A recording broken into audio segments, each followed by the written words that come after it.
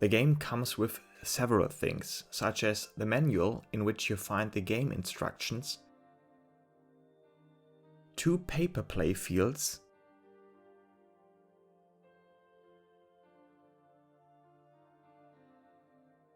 two dice, 2 acid markers, but also a whole bunch of playing cards. For a first overview, there are 4 different types of cards. There are units, which possess an attack and a defense value. There are buildings, which only have a defense value. And there are spell cards with none of these values. Last but not least, there are resource cards, which can be seen as the currency of the game.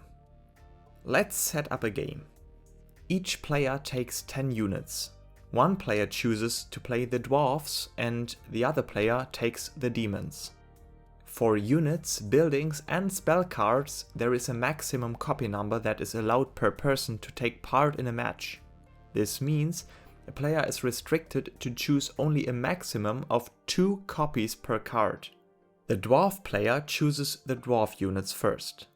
Apart from dwarves and demons, which are meant to be specific for the respective player, one can also select generic units. Units are added to your unit pile that can only consist out of 10 cards in total. Once you have built up your 10 cards unit pile, you place it face down into your unit pile zone. Now it is time to do the exact same for the 10 cards building pile. The same rules apply here, but please check the suggested example deck lists in the manual to get an easy start into the game.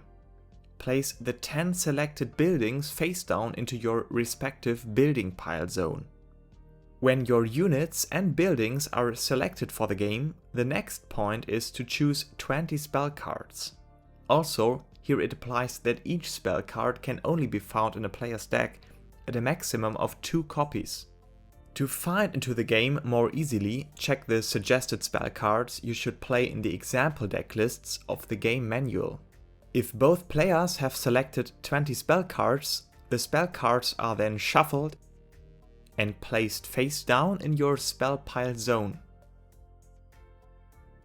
The last type of cards are resource cards.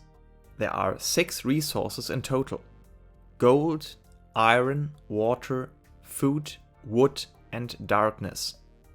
Each player gets 3 copies of each resource. At no point in the game it is possible to exceed the limit of 3 resources per type. However, you only do start the game with 1 of each of the resources. The resources are used to summon units and build buildings, but also may be used to activate spell cards. More about that in the second video guide.